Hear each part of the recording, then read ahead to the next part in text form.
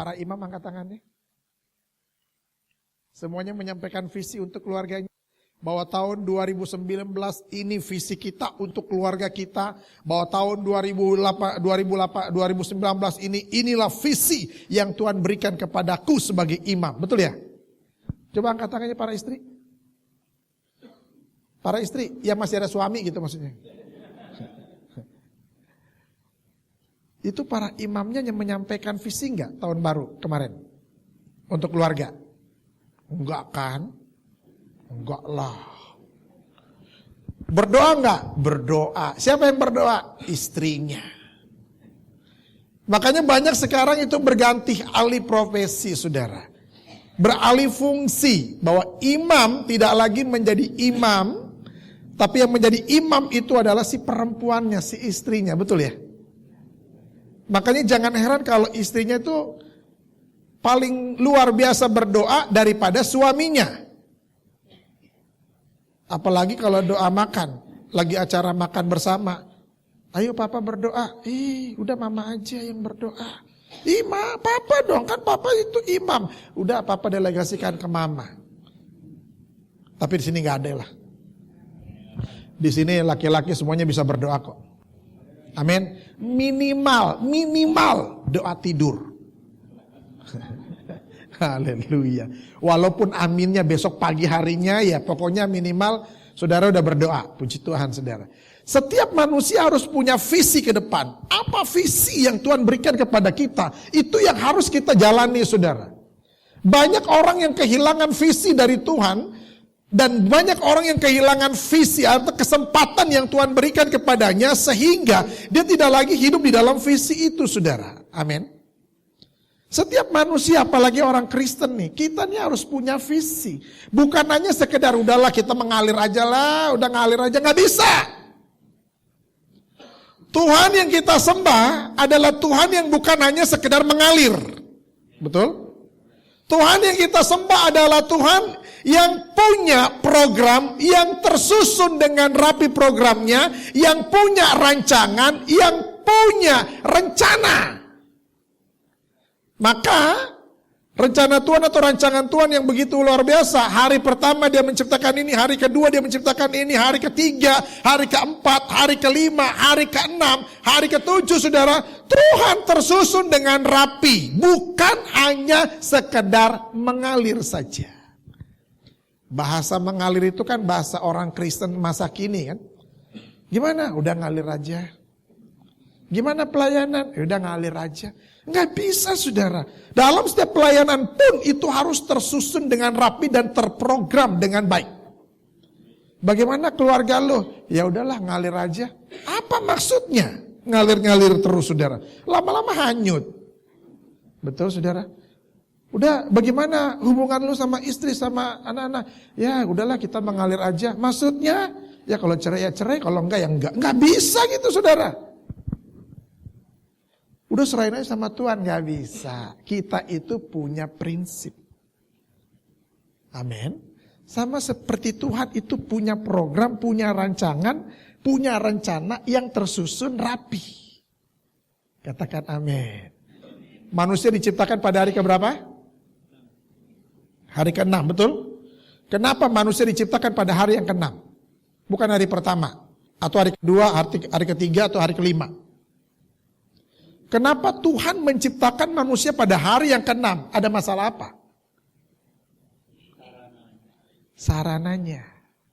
Hari pertama Tuhan udah siap, pokoknya nih manusia ini mulia. Begitu luar biasanya Tuhan menyusun segala program, tersusun dengan rapi rancangan-rancangannya, rencananya saudara. Hari pertama dia menyiapkan ini, hari kedua menyiapkan ini. Untuk siapa? Manusia. Maka manusia diciptakan pada hari yang ke-6. Sehingga manusia itu dia menikmati segala sesuatu yang Tuhan berikan kepadanya. Bukan hanya sekedar mengalir.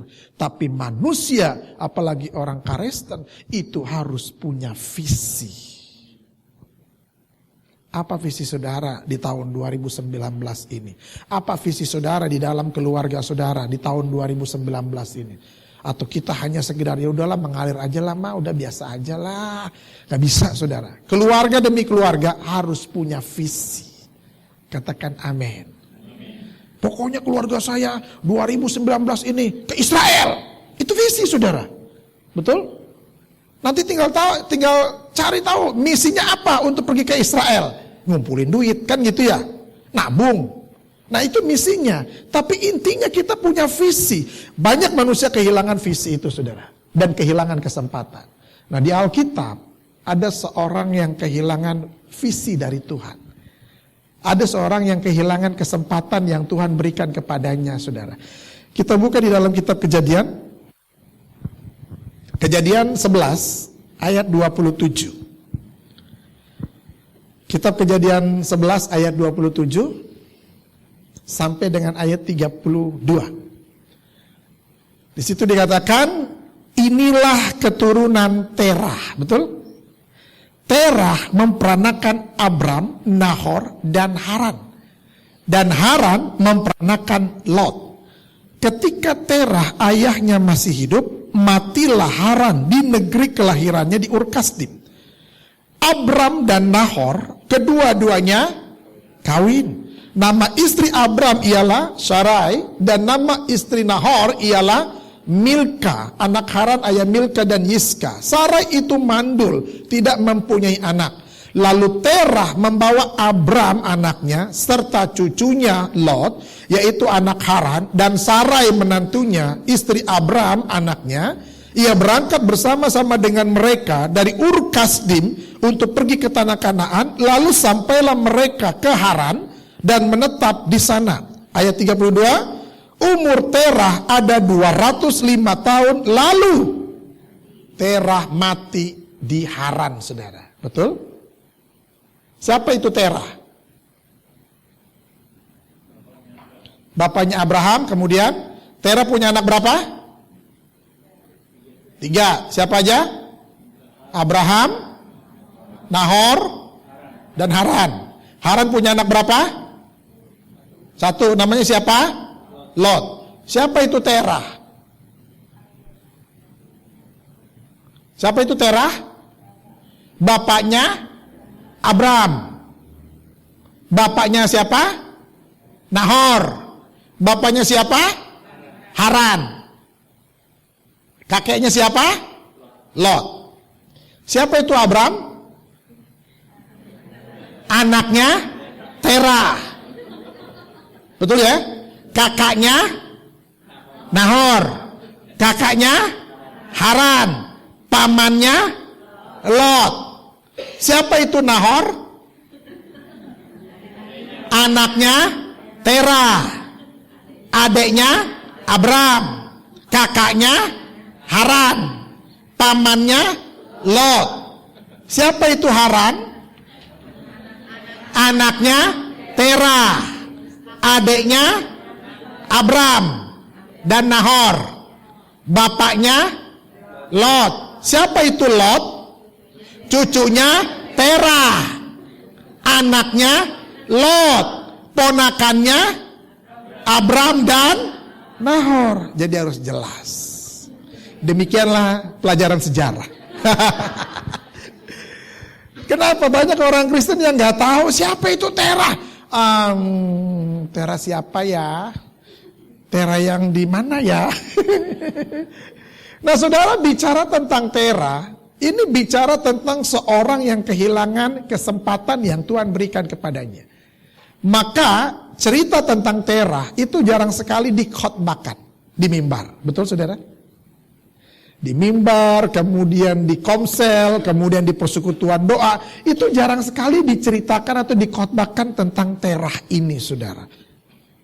Di mana-mana Terah itu sedikit ceritanya. Dan kalaupun ada, dia ada di kitab Kejadian 11 ini, lalu di dalam Yosua 2 ayat 24, lalu di dalam 1 Tawarik 1 ayat 26, lalu di dalam Lukas 3 ayat 34. Semuanya bicara silsilah saja.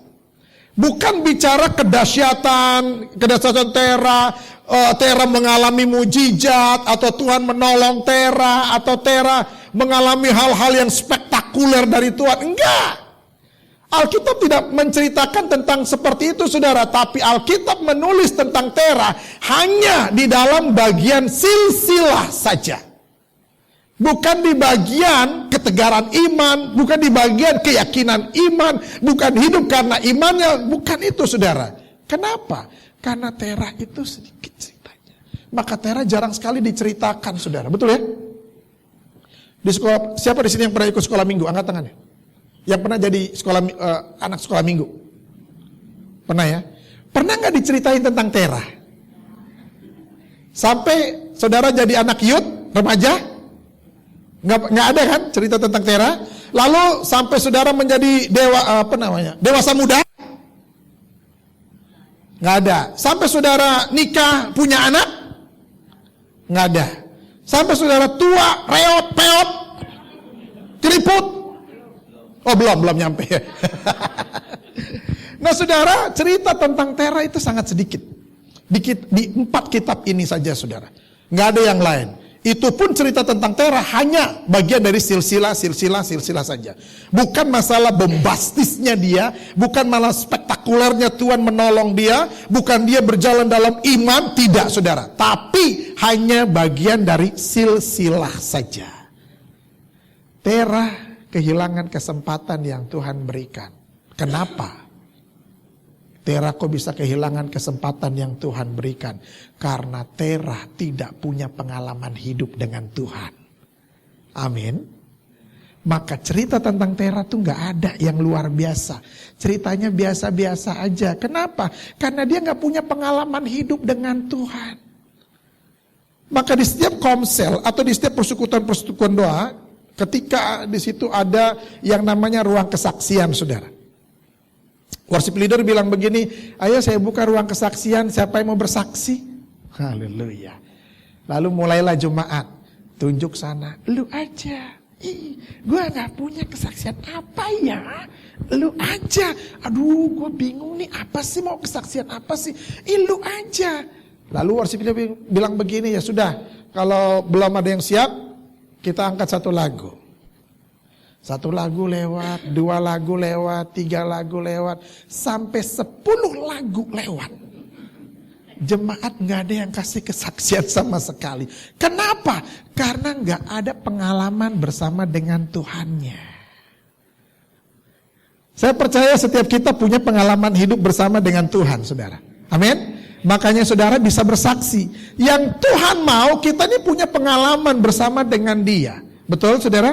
Yang Tuhan inginkan kepada kita adalah kita ini punya perjalanan hidup, punya cerita hidup di dalam perjalanan hidup kita ini, saudara. Contoh saya dilahirkan dari keluarga muslim. Lalu orang tua saya haji, kakak saya yang pertama dia orang majelis taklim, kakak saya nomor 2 dia juga dari pondok pesantren, sekarang sudah jadi alumni 212. Lalu adik saya yang di bawah saya dia juga dari pondok pesantren. Saya disekolahkan di pondok pesantren, saudara. Setelah selesai dari pondok pesantren, saya datang ke Jakarta dan di Jakarta saya jadi ustadz, saudara. Saya jadi ngajarin anak-anak mengaji. Lalu saya juga pernah ceramah di masjid, saudara. Walaupun nggak sering, tapi yang penting pernah, gitu. Lalu perjalanan. Saya mengalami perjumpaan pribadi dengan Tuhan. Lalu akhirnya saya mengambil keputusan untuk ikut Yesus. Setelah ikut Yesus, apa yang terjadi? Saya disidang di masjid. Saya disidang sama orang tua. Lalu setelah disidang diputuskan bahwa Iksan tidak dapat warisan. Haleluya. Lalu setelah itu keputusannya adalah kamu harus keluar dari rumah ini. Kenapa? Kamu itu kafir, murtad, haram hukumnya kamu ada di sini. Lalu akhirnya sekarang jadi pendeta. Itu ceritaku. Mana ceritamu? Betul, saudara? Banyak orang, ini orang Kristen, banyak orang Kristen bilang begini, wih dia hebat loh kesaksiannya loh, dia dahsyat banget loh kesaksiannya, undang aja, kesaksiannya dahsyat loh, memberkati hidup loh, dahsyat banget, luar biasa loh kesaksiannya. Itu kesaksian dia, kesaksian lu mana? Yang Tuhan mau bukan kesaksian dia, Tapi kesaksianmu berjalan bersama dengan Yesusmu. Sehingga kita bisa menjadi saksi-saksi Kristus di muka bumi ini, saudara. Amin. Itu yang Tuhan inginkan. Banyak orang Kristen, bangga banget. Kesaksian dia hebat loh. Sakit disembuhkan, luar biasa. Udah gitu sakit lagi, dahsyat. Udah gitu sembuh lagi, terakhir dia mati. Wah ini kesaksian ini. Saudara, saya mau bilang, itu kesaksian dia, bukan kesaksian kita. Jadi kita nggak usah bangga-bangga, hebat, dahsyat, luar biasa. Udah. Kesaksianmu mana? Amin. Saya percaya di tempat ini pasti punya pengalaman berjalan bersama dengan Yesusnya. Amin, saudara. Saya dulu pengusaha, Pak. Terus saya bangkrut. Saya berdoa kepada Tuhan. Bangkit lagi. Yang tadinya bangkrut, bangkit. Luar biasa. Pak, dulu saya sakit, Pak. Sakitnya dokter aja udah angkat tangan, Pak. Pokoknya saya udah anggap mati. Saya berdoa kepada Tuhan. Tuhan menjawab doa saya. Ini pengalaman-pengalaman yang bisa kita saksikan kepada jemaat. Amin, saudara. Jangan kalau kesaksian yang mematikan. Salam, saudara. Saya punya pergumulan. Suami saya di PHK udah 3 bulan. Dan itu keuangan kami jadi terganggu. Setelah itu kami gak punya beras lagi. Kami hanya punya 1 bungkus Indomie dibagi 7 orang. Maksudnya apa kesaksian kayak gitu? Supaya gereja ini kasih sembako gitu maksudnya. Kasih bantuan.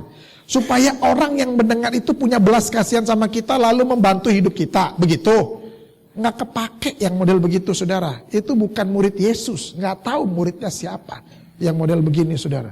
Karena murid Yesus, pengikut Yesus tidak akan pernah meminta-minta super mie. Ini bukan minta roti aja, tapi udah minta super mie. Nggak bakalan minta-minta begitu, saudara. Justru kita membagi-bagikan super mie itu, saudara. Amin. Jadi kalau ada kesaksian-kesaksian begitu nih, misalnya di komsel, di persekutuan doa atau di gereja ini, matiin mic-nya. Salam, saudara, saya punya pergumulan. Matiin langsung, cekrek. Kalau dia masih kesaksian-kesaksian begitu, saudara, matiin lampunya. Dan dia masih kesaksian juga, kita pulang aja. Nggak usah dengerin kesaksian yang kayak gitu, saudara. Kesaksian yang luar biasa dan menghidupkan adalah bilang begini, salam, saudara, bulan-bulan yang lalu saya mengalami sakit penyakit yang begitu luar biasa yang saya alami. Tapi ketika saya sujud di altarnya dan saya berdoa kepada Tuhan, saya memohon kepada Tuhan, Tuhan mendengar doa saya dan dia sembuhkan saya. Nah, kan amin kan? Kenapa? Karena membangkitkan iman. Lalu dia bilang begini lagi, kalau Yesus saya, Yesus Kristus itu sanggup menyembuhkan sakit penyakit saya dan hidup saya dipulihkan, maka Yesus yang sama juga, yang namanya Yesus Kristus itu juga sanggup memulihkan kehidupan saudara. Tuh kan amin kan? Coba yang tadi, salam, saudara, aku punya pergumulan, matiin mic-nya. Atau lu gak usah matiin, langsung kabur aja. Males bener. Kenapa? Karena setiap kita punya pergumulan. Lu mau bersaksi-saksi tentang pergumulan? Gak bisa, saudara. Udahlah, gak usah kesaksian-kesaksian tentang pergumulan. Kesaksian tentang kebesaran Tuhan. Saya tahun kemarin, saya bulan kemarin, mengalami degradasi. Waduh, penurunan keuangan. Tapi ketika aku berpuasa dan ngirit, ngumpul lagi duitnya. Tuhan baik. Kan gitu ya, enak ya? Coba, saya punya pergumulan. Udah gitu baru ngomong punya pergumulan, udah nangis. Ini paling males dah kalau kayak gitu. Minta belas kasihan lagi. Di sini nggak ada yang kayak gitu. Di tempat ini nggak ada jemaat yang cengeng. Amin, saudara. Jangan menangisi pergumulan hidupmu. Jangan menangisi sakit penyakitmu. Tapi tangisi kota Bekasi ini. Tangisi jiwa-jiwa yang terhilang. Tangisi jiwa-jiwa yang tersesat ini, saudara. Amin. Katakan kanan kirinya, gua gak cengeng kok. Cuma sering termehek-mehek gitu. Saudara, yang Tuhan inginkan kita ini punya pengalaman hidup bersama dengan Dia, saudara. Sehingga kita bisa saksikan kepada banyak orang. Dan kesaksian itu menjadi berkat bagi mereka. Dan menghidupkan iman percaya mereka kembali. Dan membangkitkan kekuatan dari surga itu untuk dia yang mendengar. Amin, saudara. Saya banyak kesaksian, saudara. Saking banyak kesaksiannya diviralkan lagi. Ada jemaat yang gila. Ini super gila nih. Dia bilang begini, Pak Pendeta tahu nggak kesaksian Bapak yang di YouTube itu? Wah, saya kasih ke saudara saya yang Muslim. Untuk apa, Bu? Ya untuk dia bertobat terima Yesus. Ih, dasar ibu-ibu sinting. Bukan kesaksian saya, tapi kesaksian ibu tentang Yesus disaksikan kepada ponakan ibu. Itu bagaimana? Yang paling itu penting. Betul, saudara? Dan itu nyata, ini fakta. Betul? Bukan kesaksian orang, saksikan lagi. Hey, kesaksian hidupmu, itu yang paling penting, saudara. Amin. Seperti Ayub, dia bilang begini. Coba kita buka kitab Ayub dulu. Ayub 42 ayat 5. Ayub 42 ayat 5. Apa katanya di situ? Ayub 42 ayat 5. Hanya kata orang saja aku mendengar tentang. Hanya kata orang saja. Gue dengar Yesus tuh luar biasa. Gue dengar Yesus dahsyat. Hanya kata orang saja. Tetapi apa katanya sekarang? Sekarang mataku sendiri memandang engkau. Artinya Ayub tidak lagi mengalami Kristus dari orang lain. Katanya Yesus luar biasa, katanya Tuhan itu dahsyat, Allah Bapa dahsyat, luar biasa. Bukan kata orang lagi, tapi aku mengalaminya sendiri. Ini yang luar biasa. Amin. Bukan kata orang tuh Yesus tuh menyembuhkan banyak penyakit, Yesus tuh menyembuhkan dan memulihkan kehidupan semua manusia. Bukan kata orang, tapi aku mengalami sendiri bagaimana Tuhan memulihkan hidupku. Punya pengalaman hidup bersama dengan Tuhan? Coba angkat tangannya yang punya pengalaman itu. Banyak ya. Sudah pernah bersaksi? Sudah. Bersaksinya di mana? Di Komsel. Ke orang Islam udah? Belum. Kenapa? Belum ditanya sama dia, Pak. Ya udah. Saya berdoa mudah-mudahan saudara ditanya, insya Allah. Mudah-mudahan tetangga saudara yang Muslim itu bertanya kepada saudara, dulu lu bangkrut ya, sekarang lu jaya lagi. Apa sih ceritanya? Apa sih rahasianya? Saksikan itu, saudara. Amin.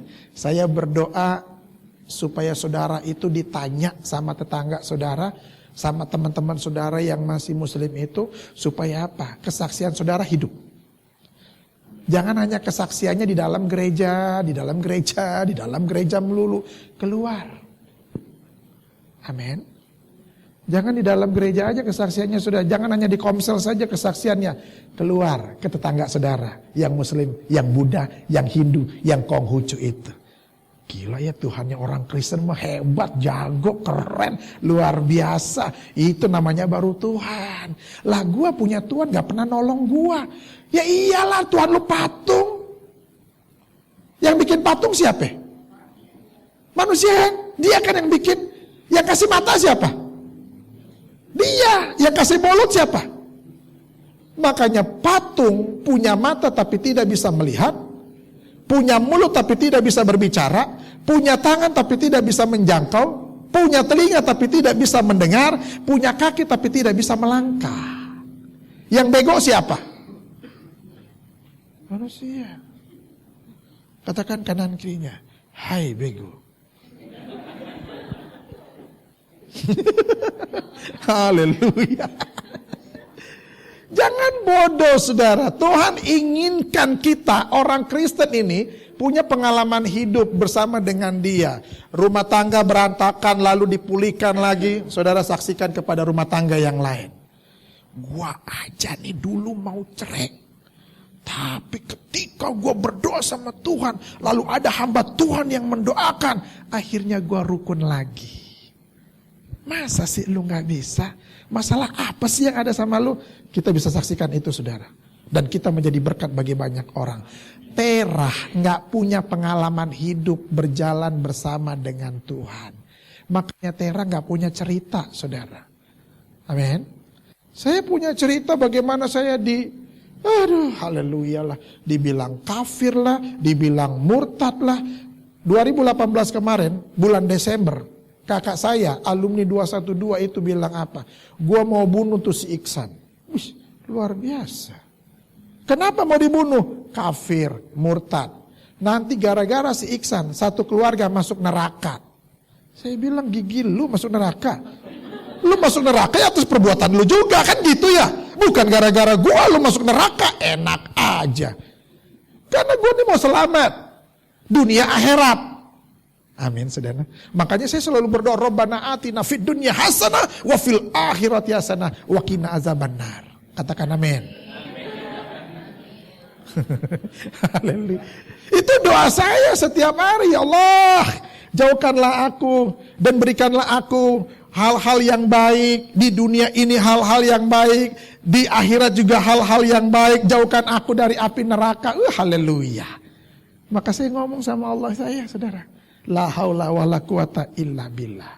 Bahasa Alkitabnya bukan kuat dan gagah kita, tapi karena rohnya yang memberikan kekuatan kepada kita. Bahasa Arabnya la haula wala quwata illa billah. Katakan kanan kirinya, la haula wala quwata illa billah.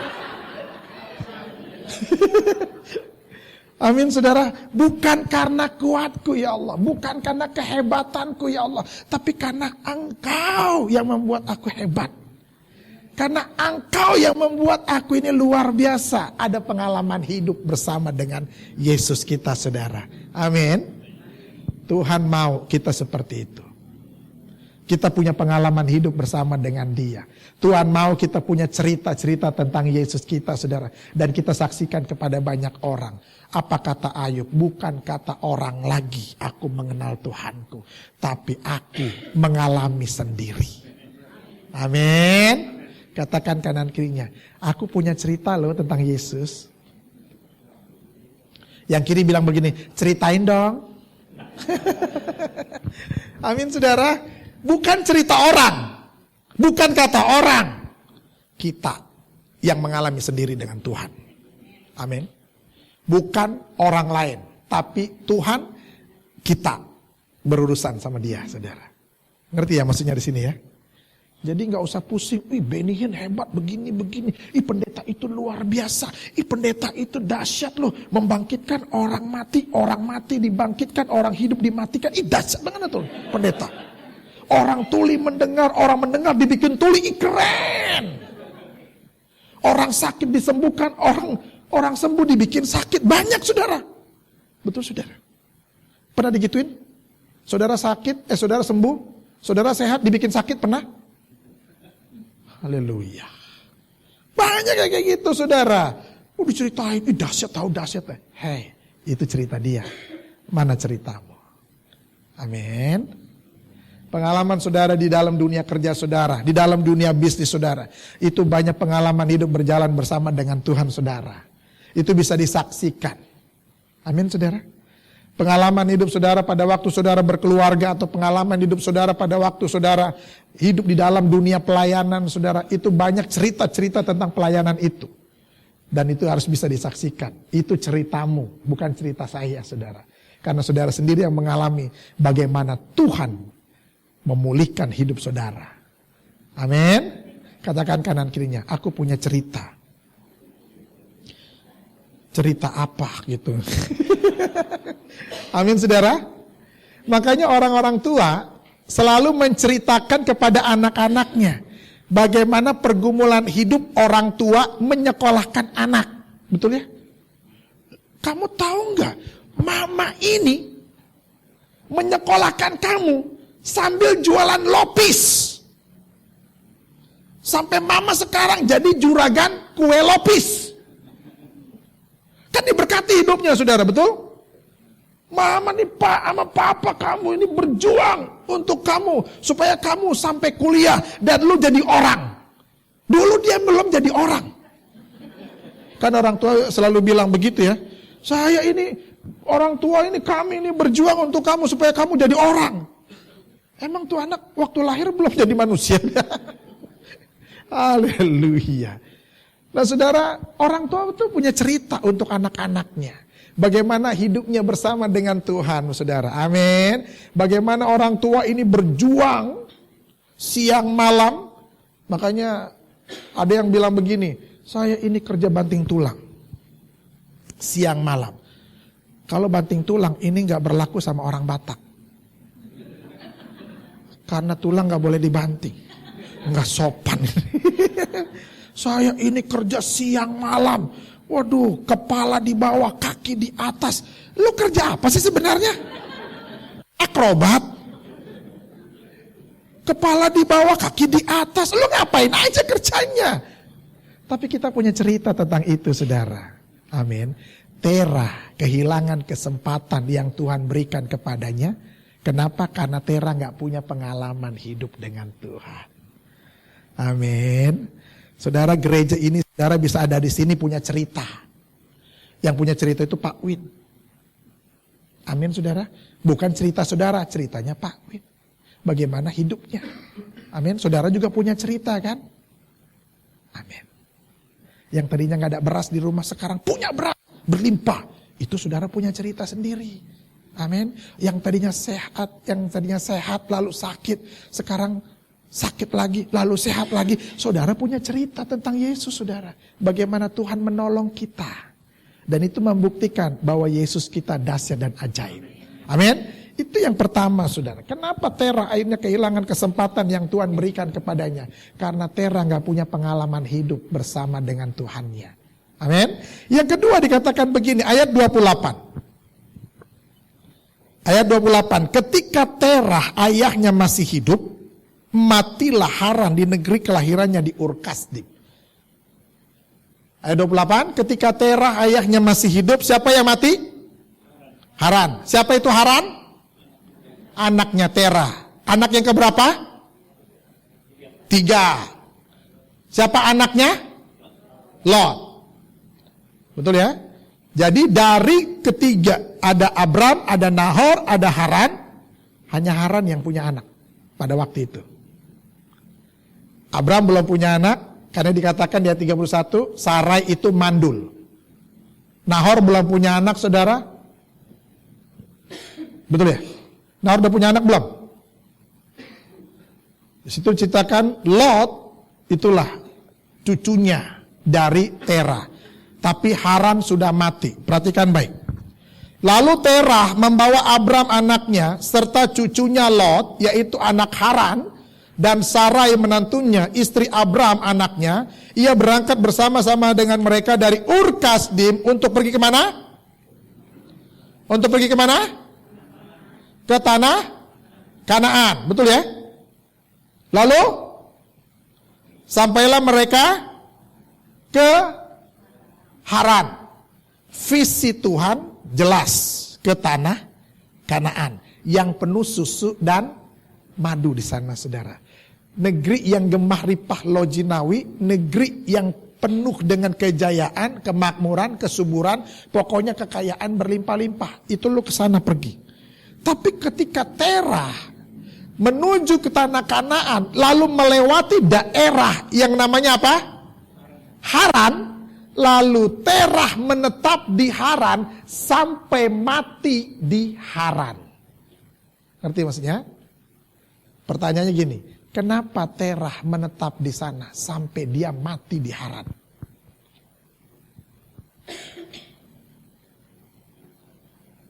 Halo? Terus sama siapa, Bu?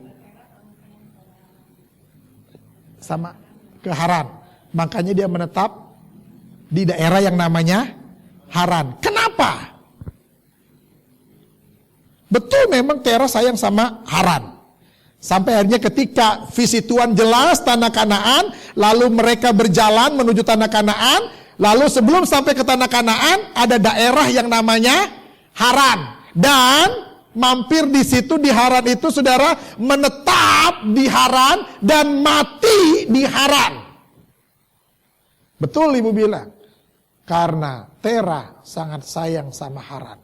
Kenapa dia menetap di situ saudara? Karena Terah mau mengenang tentang Haran anaknya itu saudara. Kebetulan daerah ini namanya Haran. Sesuai dengan nama anaknya yang meninggal itu namanya Haran. Makanya dia menetap di Haran untuk apa?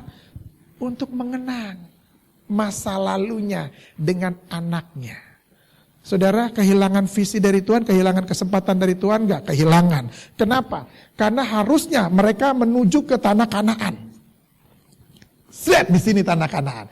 Tapi mereka menetap di Haran. Enggak nyampe ke situ, saudara. Gagal masuk tanah Kanaan, saudara. Ini masalahnya. Banyak orang Kristen yang gagal untuk menuju surga. Visi Tuhan jelas, surga. Betul, saudara? Mulai dari Taman Eden, harus kembali ke Taman Eden, betul? Jangan memulai dari Taman Eden, berakhir di Taman Eden. Memulai dengan Tuhan, diakhirinya juga dengan Tuhan. Memulai dengan Yesus, harus diakhirinya juga dengan Yesus.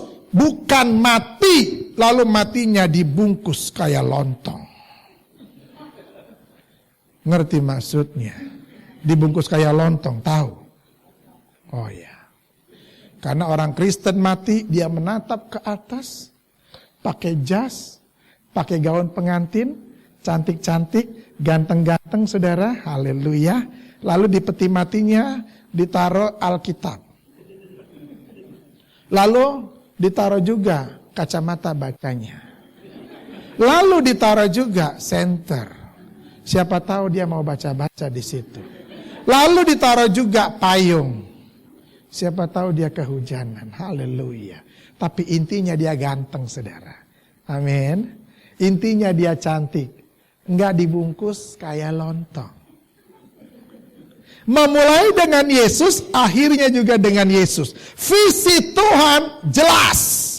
Surga. Visi akhir dari Tuhan itu adalah surga. Maka dia bilang begini, di rumah Bapakku banyak tempat tinggal. Betul? Salah satunya milik siapa? Milik? Katakan kanan kirinya, milik saya. Dengan bangga dong, senang hati dong. Gimana sih? Kok gak ada bangga-bangganya masuk surga? Biasa-biasa aja. Apa udah biasa di surga? Pulang pergi naik surga ke surga gitu, turun lagi surga lagi, turun lagi gitu. Katakan kanan kirinya, salah satunya milik gue. Amin. Bilang begini sama teman-temannya itu saudara. Sampai jumpa di surga. Oke, siap. Ini visi Tuhan jelas, tanah Kanaan. Visi Tuhan jelas, surga, di rumah Bapakku banyak tempat tinggalnya. Haleluya, amin. Salah satunya milik kita. Sehingga dia bilang apa? Di mana aku berada, di situ kamu pun berada bersama-sama dengan aku. Dan kalau di atas sudah selesai, semuanya sudah dipersiapkan, aku akan datang kembali untuk apa? Menjemput siapa?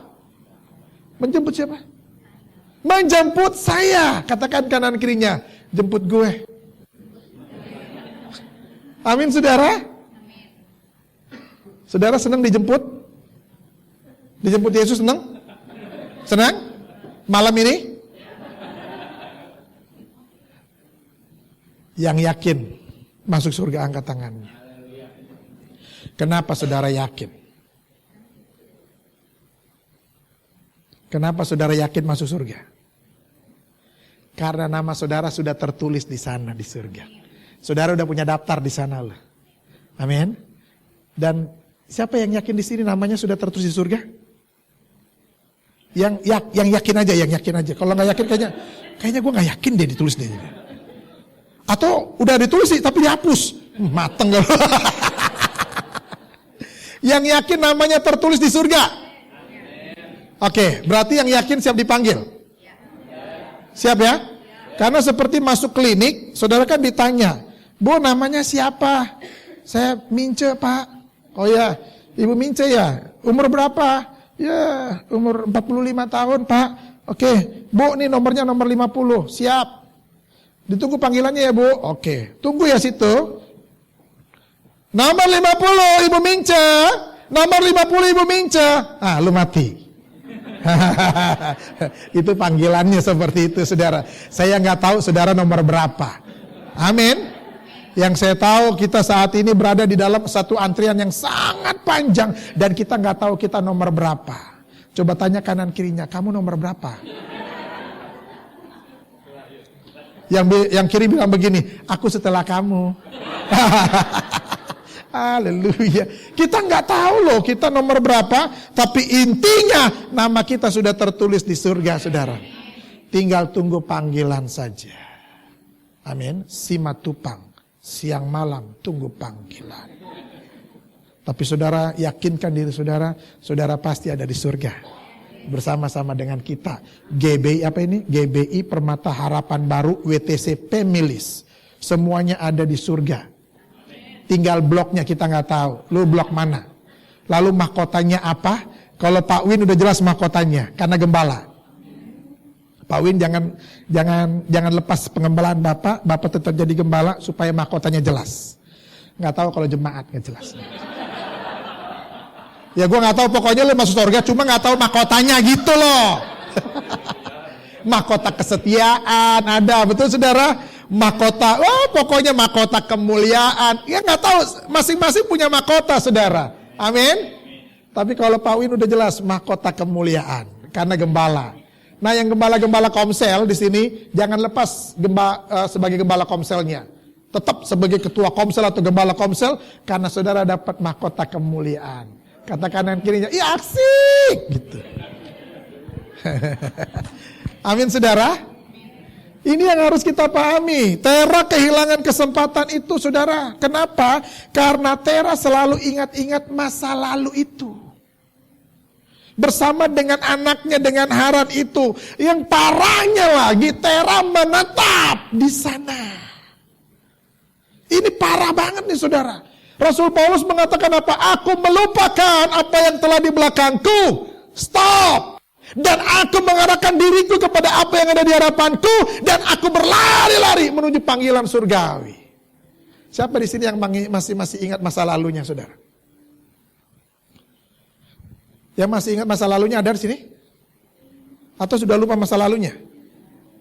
Masih ingat zaman-zaman SMA? Waktu kita di kantin sama-sama makan? Kerupuk 5 bilang 1?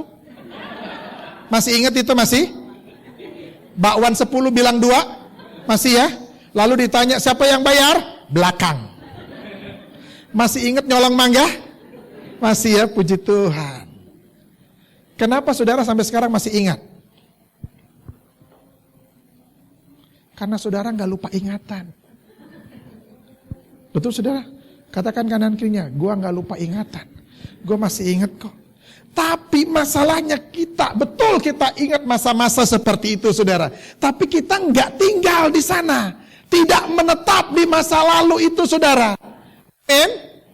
Masalahnya Tera udah tahu ini Haran, visinya jelas, tanah Kanaan. Dia menetap di situ, mampir dan menetap di situ saudara, di Haran. Ini masalahnya. Kenapa? Karena Tera itu mau mengenang masa lalunya bersama dengan anaknya itu, saudara. Sampai dia mati di situ di Haran. Dia nggak dapat visi itu, saudara. Kesempatannya hilang. Saya mau bilang, jangan sampai kita kehilangan kesempatan yang Tuhan berikan kepada kita, saudara.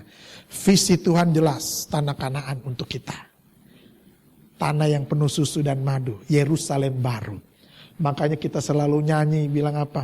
Oh Yerusalem, kota mulia, Hatiku rindu ke sana. Sebelum ke Yerusalem baru, saudara udah pernah ke Yerusalem lama?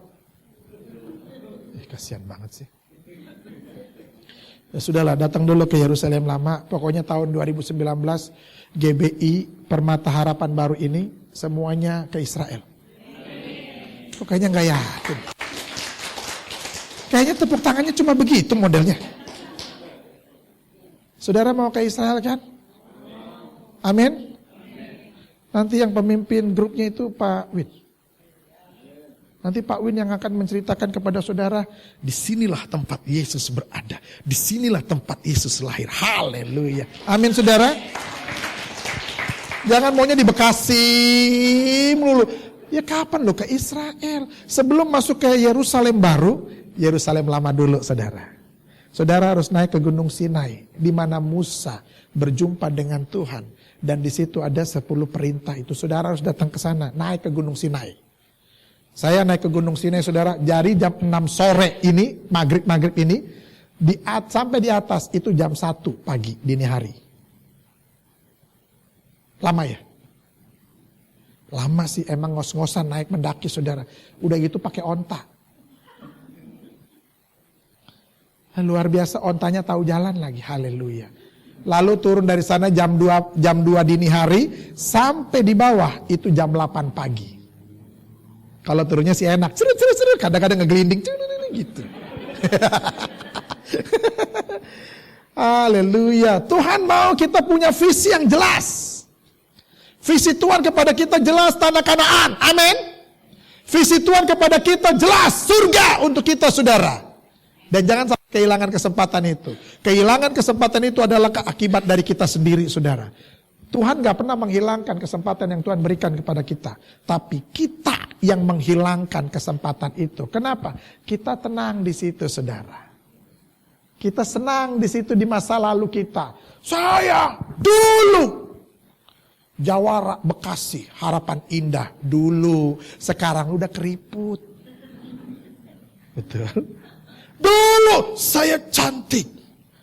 Dan tidak ada yang menandingi kecantikanku di Harapan Baru ini. Dulu, sekarang lu udah peot. Lu dipanggil sama temennya aja nengok ke kanan semua pipi maju juga kok. Disuruh angkat tangan aja tekewer-kewer kok bekas itu. Itu dulu lu cantik, yes. Sekarang lu udah bongkok. Mau ngomong apa? Tuhan gak mau lu tinggal di masa lalu. Dulu saya begini, dulu saya begini, dulu saya begini. Itu kan dulu. Apalagi dulu saya muslim. Ya udah, sekarang lu udah Kristen kan.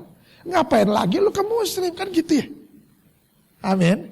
Dulu saya gak kenal Yesus. Sekarang kenal Yesus. Beda tampilannya. Amin. Visi Tuhan jelas tanah Kanaan. Tera kehilangan kesempatan itu. Karena Tera mampir di Haran dan menetap di Haran itu saudara. Jangan mampir di masa lalu saudara. Dan jangan menetap di masa lalu itu. Sudah tinggalkan masa lalu. Yang lama itu sudah berlalu. Yang baru itu sudah datang. Saudara tahu Inul Daratista? Inul tahu? Penyanyi apa? Pop. Oh dangdut. Dia pernah nyanyi begini saudara. Masa lalu, biarlah masa lalu. Betul saudara? Pada dengar lagi itu? Ih luar biasa ini. Inul aja tahu bahwa masa lalu udahlah, biarlah masa lalu udah tinggalin aja. Kita nggak hidup ke sana lagi kok, kita nggak di sana lagi kok. Yang Tuhan lihat ini adalah sekarang. Amin. Menurut saudara, ini pernah saya kasih juga di sini nih. Abraham itu brengsek apa enggak? Abraham di Alkitab brengsek apa enggak? Apa brengseknya? Enggak mengakui istrinya Sarai sebagai istrinya, betul ya? Kurang ajar enggak? Brengsek enggak? Brengsek bener itu. Coba kalau suami saudara begitu. Mama, nanti pulang ibadah kita jalan-jalan ke mall ya mah. Nanti kalau kita jalan-jalan ke mall lalu ketemu sama teman-teman papa, kantor papa, bilang, mama jangan bilang istri papa ya. Bilang aja mama ponakan, sepupu, atau pembantu. Kurang ajar gak? Mau gak istri? Mau. Mau gue potong lehernya tuh orang ini. Kurang ajar sekali itu. Itulah yang dilakukan sama Abraham terhadap istrinya Sarai. Kurang ajar kan? Lalu Daud, brengsek gak? Kenapa brengseknya? Udah tahu zaman perang. Bukannya perang, malah lu ngintip-ngintip orang mandi. Astagfirullahaladzim. Ya Allah. Oh indahnya ciptaanmu Tuhan. Luar biasa sambil ngintip-ngintip. Udah gitu lakinya disuruh perang. Mati gak lakinya? Mati. Udah gitu Daud bilang apa? Ya wajar lah gue kawin dia, orang dia janda. Kurang ajar. Sebelum janda lu udah pakai. Ngerti maksudnya ya? Kurang ajar saudara. Tapi maaf ya, Tuhan gak lihat yang masa lalu itu.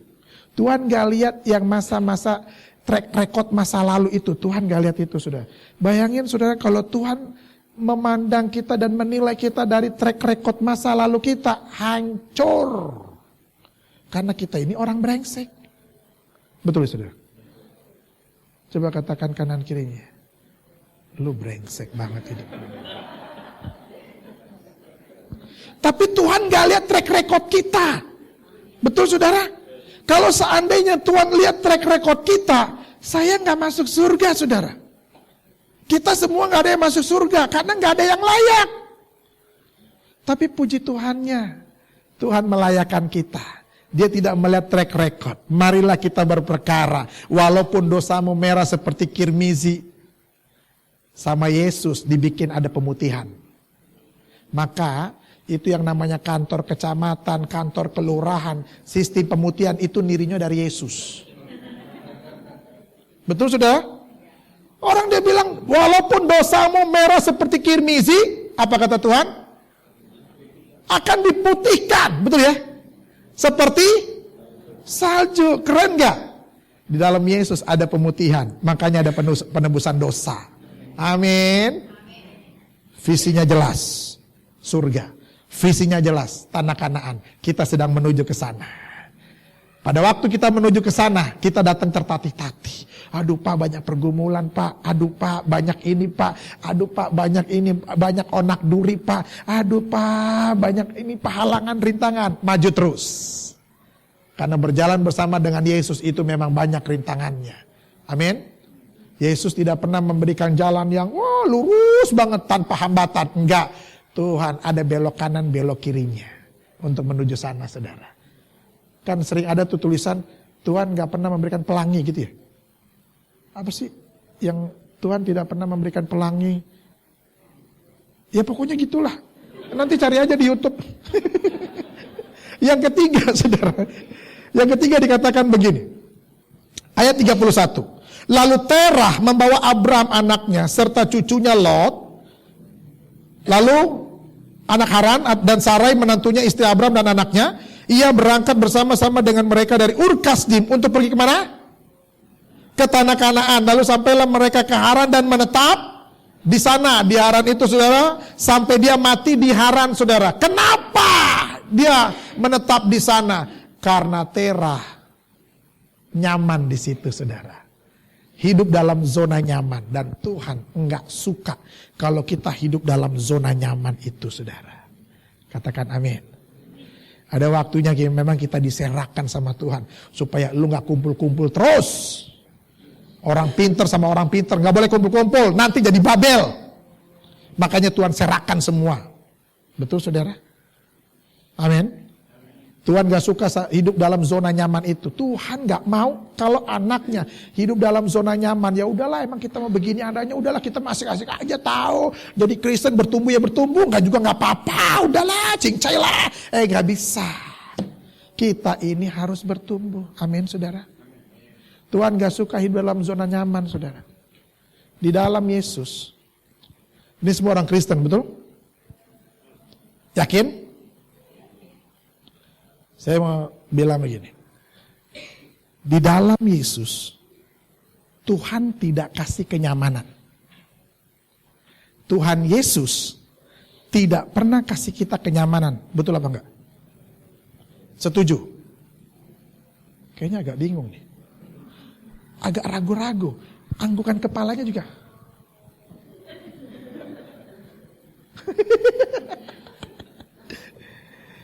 Di dalam Tuhan Yesus, Tuhan tidak pernah memberikan kenyamanan kepada kita. Betul ya? Saudara kalau gak setuju bilang, Pak gak setuju, enak aja. Orang Yesus kasih kenyamanan ke kita kok. Buktinya kita asik-asik aja ikut Yesus. Kalau gak setuju ngomong ya. Di dalam Yesus Tuhan kita, Tuhan gak pernah kasih kita kenyamanan. Setuju? Yang bilang gak setuju. Yang bilang setuju. Yang bingung. Yang gak tahu, gue gak tahu lah bagaimana ceritanya. Saudara, di dalam Yesus Tuhan gak pernah kasih kita kenyamanan. Gak pernah. Alkitab udah nulis. Baca Alkitab baik-baik saudara. Alkitab jelas sekali menerangkan sejak zaman perjanjian lama sampai perjanjian baru, pengikut Tuhan itu tidak dikasih kenyamanan. Di dalam perjanjian lama ketika Musa datang kepada Fir'aun, lalu dia meminta izin untuk beribadah, apa kata Fir'aun? Tidak boleh. Fir'aun, kami mau ibadah dong, boleh? Tidak boleh. Fir'aun, berkali-kali Musa datang kepada Fir'aun, jawabannya cuma satu, tidak boleh. Lalu akhirnya diizinkan juga. Akhirnya dibilang begini, oke, yang boleh beribadah hanya kaum laki-laki saja. Perempuan, anak-anak tidak boleh. Kan gak enak kalau ibadah cuma laki-laki doang. Yang kita lihat, dia lagi. Gak ada manis-manisnya. Datang lagi dia kepada Fir'aun. Fir'aun, boleh dong istri, anak-anak beribadah. Supaya ada kembangnya, supaya ada manis-manisnya. Masa laki-laki semua? Pusing gue ngeliatnya. Apa kata Fir'aun? Tidak bisa. Kamu yang beribadah sendiri. Dari zaman perjanjian lama, itu sudah dipersulit saudara. Masuk kepada perjanjian baru, Tuhan Yesus bilang begini. Aku mengutus engkau seperti domba di tengah serigala. Betul saudara? Saudara pernah lihat domba? Pernah? Seperti domba di tengah serigala. Saudara dombanya atau serigalanya? Atau saudara domba berbulu serigala? Atau saudara serigala berbulu domba? Saudara itu domba atau serigala? Saudara domba atau serigala? Manusia. Iya kan? Kan yang saya tanya saudara itu domba atau serigala? Jawabannya apa? Manusia, puji Tuhan. Katakan kanan kirinya, saya ini manusia. Tapi Tuhan bilang, engkau diutus seperti domba di tengah-tengah serigala. Serigala ngelihat domba bagaimana? Gua terkam, gua lumat, gua gigit, gua telan. Haleluya, itu serigala. Kira-kira domba dikejar-kejar gak sama serigala? Gak mungkin domba nyerahin diri. Ya udah makan aja dah, kan lu doyan sama gua, makan aja gak apa-apa kok. Gue juga udah siap dimakan sama. Ada domba kayak gitu. Itu gila namanya saudara. Betul? Domba pasti lari. Domba pasti menghindar. Domba pasti ngumpet. Itu yang ada sama kita hari ini saudara. Betul? Lalu kata Yesus lagi. Karena namaku engkau dianiaya. Karena namaku engkau masuk persidangan. Karena namaku engkau dihina, dicaci maki. Dasar Kristen, kafir. Sekarang begitu kan? Orang Kristen dibilang kafir. Karena namaku engkau dihina, dianiaya, dicaci maki saudara. Makanya jangan heran, gereja yang sudah ada dibom. Gereja yang sudah ada disegel. Lagi ibadah dibom. ibadah ditutup gerejanya, betul? Gerejanya sudah jadi, dibangun bagus-bagus, semua sudah tanda tangan, aparatur negara sudah oke, semua tanda tangan. Pemimpin pengajian bilang apa? Tidak bisa ibadah. Tutup. Sampai saat ini itu gereja tutup, saudara. Nyaman gak? Kenapa? Saudara dibenci sama dunia ini. Dan dunia membenci Kristen. Kenapa? Karena bicara kekristenan itu adalah bicara kebenaran. Amin. Bicara kekristenan itu adalah bicara tentang kejujuran. Makanya orang yang hidup dalam kebenaran, orang yang hidup dalam kejujuran itu gak disukai. Gaya-gaya, sok jujur, sok hidup benar, sok kudus, sok alim. Di gereja pun terjadi seperti itu, saudara. Udahlah, cincailah. Udahlah, kan gak ada yang tahu. Hanya Tuhan dan kita yang tahu. Udahlah, cincailah. Ayolah. Itu yang terjadi, saudara. Makanya bicara kekristenan itu bicara kebenaran. Dan dunia gak suka sama orang Kristen, saudara. Saudara dibenci sama orang Kristen. Coba saudara datang ke pengajian. Lalu ngomong, Assalamualaikum. Dijawab enggak? Nehi. Kemarin saya lihat, saya dapat YouTube, saudara, dari teman saya. Itu ada satu orang, satu keluarga, itu masak babi. Uapnya kan keluar, saudara. Tetangganya mencium, ini tetangga orang muslim. Kayaknya ada bau-bau babi, bau-bau gak enak nih. Jangan-jangan babi nih. Dasar orang Kristen masaknya, babi lagi. Di demo, saudara, di rumah itu. Sampai si pemilik rumah bilang begini, gua heran sama lu pada ya. Kan ngomong Betawi, saudara. Gua heran sama lu pada ya. Gua ibadah, lu intervensi. Gua jadi agama Kristen, lu intervensi. Sekarang masalah dapur gua, lu intervensi juga. Masalah masakan gua, lu intervensi juga. Lu maunya apa sih? Ya suka-suka gua dong, gua mau masak apa. Kenapa lu yang ngatur? Kenapa? Dunia gak suka sama saudara. Karena namaku engkau dihina. Karena namaku engkau dicaci maki. Dan engkau diutus seperti domba di tengah-tengah serigala. Domba, serigala ngelihat domba. Pengennya tuh menerkam, mencabik-cabik, mencakar, memakan, melumat, dan menelan. Dihabiskan, saudara. Kekristenan harus dimusnahkan dari muka bumi ini, saudara. Makanya dari dulu sampai sekarang kekristenan gak disukai. Betul, saudara? Nyaman gak? Tapi ingat, di dalam Yesus ada pembelaan. Amin. Di dalam Yesus ada pemulihan. Amin. Di dalam Yesus ada keselamatan. Di dalam Yesus ada keamanan. Di dalam Yesus ada perlindungan. Karena Yesus adalah batu karang yang kokoh, gunung batu kita yang luar biasa, yang tidak pernah berubah dahulu, sekarang, sampai selama-lamanya. Di dalam Yesus ada keselamatan yang hakiki. Di dalam Yesus ada keamanan yang luar biasa. Di dalam Yesus ada perlindungan. Walaupun kau dicaci maki, walaupun kau dihina, tapi di dalam Yesus Tuhan memberikan ketenangan batiniah kita. Tuhan memberikan damai sejahtera. Tuhan memberikan sukacita. Maka ketika kita dihina, kita masih bilang apa? Aku mengucap syukur. Amin. Saya ngalamin kok. Bagaimana saya gara-gara ikut Yesus, saya dilempar keluar dari keluarga besar saya. Gara-gara ikut Yesus, saya harus disidang di masjid. Disidang sama keluarga. Nggak ada lagi yang namanya harta warisan. Dihapus namanya dari buku, bukan buku kehidupan. Dari kartu keluarga. Semuanya hilang, saudara. Lalu saya diusir. Diusirnya kemana? Yang gak enak, saudara. Saya diusir, saya gak tahu saya harus kemana. Saya pergi, saudara. Saya datang ke rumah saudara-saudara saya. Apa kata mereka? Lu kafir, lu haram, lu murtad, lu babi, lu anjing. Padahal saya belum makan mereka saat itu. Saya datang ke masjid, masjid tutup pintu. Saya datang ke gereja, gereja tutup pintu. Tapi Tuhan membela saya. Saya di sana sini saya ditolak, Tuhan membela saya. Tuhan kasih saya tinggal di hotel, saudara. Amin. Namanya Hotel Bintang 1000. Jadi kalau tidur malam saya bisa melihat bintang dan rembulan langsung. Haleluya. Sempat saya tinggal di pinggir-pinggir jalan. Karena namaku engkau dihina. Karena namaku engkau dianiaya.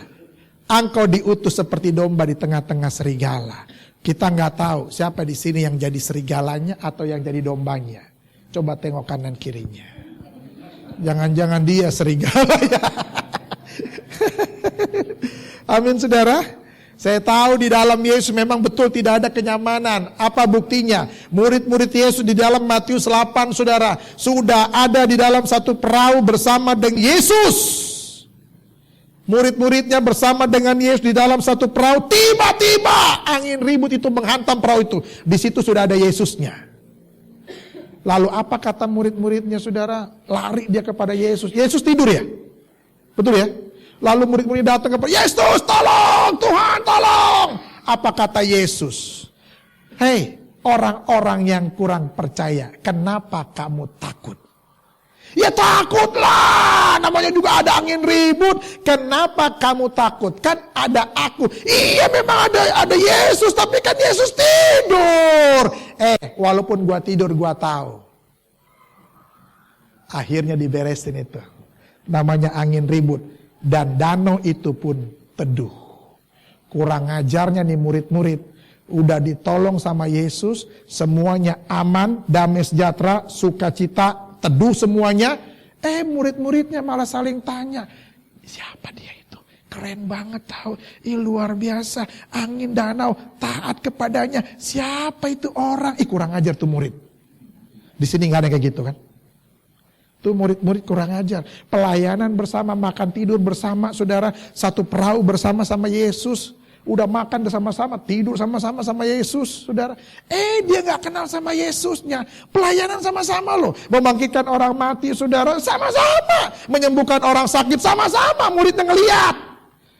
Dia nanya, saling tanya menanya. Siapa dia? Keren banget tuh. Luar biasa tuh orang. Siapa itu orang? Dasar murid kurang ajar. Betul saudara? Katakan kanan kirinya. Kurang ajar dia. Amin. Di dalam Yesus ada perlindungan. Walaupun ada angin badai menghantam kita saudara, tapi Yesus ada bersama dengan kita, melindungi kita, membuat damai sejahtera, membawa kita kepada air yang tenang. Supaya apa? Supaya hati kita tetap tenang menghadapi badai itu. Membawa kita kepada padang rumput yang hijau. Supaya apa? Di tengah-tengah kita mengalami pergumulan dan kelaparan, Tuhan kasih kita kekenyangan saudara. Dan di hadapan lawan kita, Tuhan menyiapkan hidangan itu. Dunia boleh resesi, tapi anak Tuhan tetap resepsi. Maka hari ini pulang dari ibadah, mari kita resepsi. Amin saudara. Jadi 3 hal ini saudara. Kenapa Terah bisa kehilangan kesempatan yang Tuhan berikan kepadanya?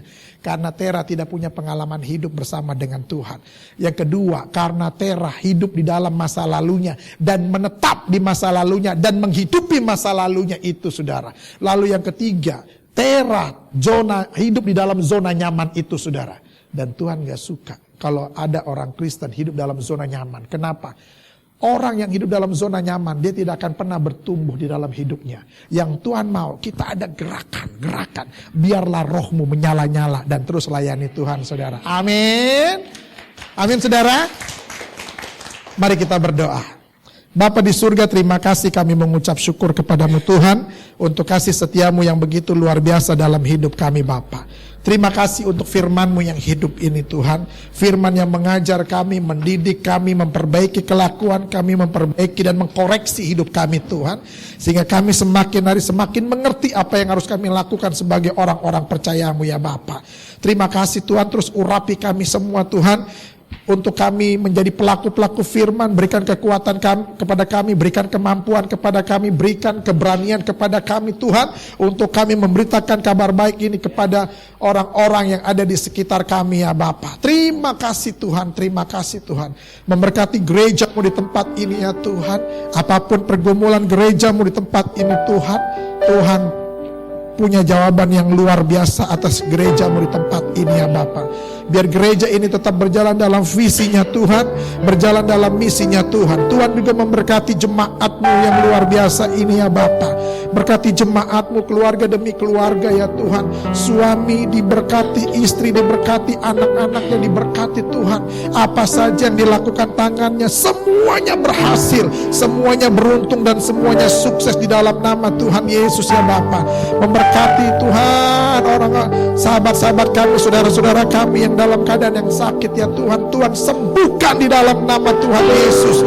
Dari tempat ini Tuhan kami bersatu hati, kami bersepakat di dalam nama Tuhan Yesus. Mereka yang sakit Tuhan sembuhkan, jemaat yang sakit Tuhan sembuhkan ya Bapa. Terima kasih Tuhan. Apapun penyakitnya, seberat apapun penyakitnya, di dalam Yesus ada kesembuhan, di dalam Yesus ada pemulihan ya Bapa. Terima kasih Tuhan, karena kami sungguh percaya Tuhan, di dalam Yesus ada keamanan bagi kami, ada perlindungan, ada keselamatan yang luar biasa, ada berkat ilahi yang Tuhan curahkan di dalam kehidupan kami ya Bapa. Terima kasih Tuhan. Tuhan memberkati hamba-Mu Pak Win ya Tuhan sebagai gembala di tempat ini Tuhan. Keluarga besarnya, istri, anak-anaknya semuanya diberkati. Usaha bisnisnya Tuhan, apa saja yang dilakukan tangannya Tuhan, yang dikerjakan tangannya ya Bapa, semuanya berhasil, semuanya beruntung di dalam nama Tuhan Yesus.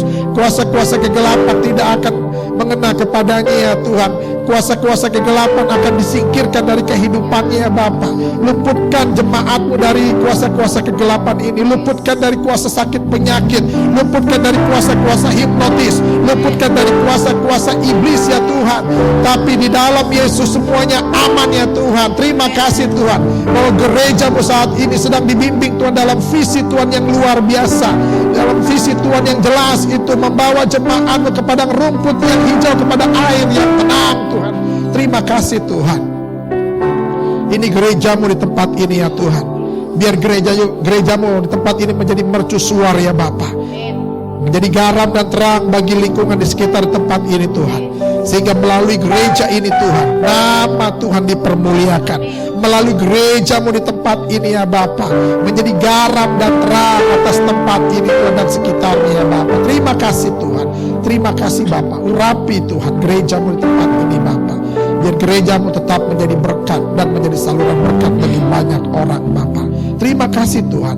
Hamba-Mu sudah selesai berbicara di tempat ini Tuhan, tapi hamba percaya bahwa Engkau Allah yang terus berbicara kepada anak-anak-Mu di tempat ini Bapa. Terima kasih Tuhan, di dalam nama Tuhan Yesus.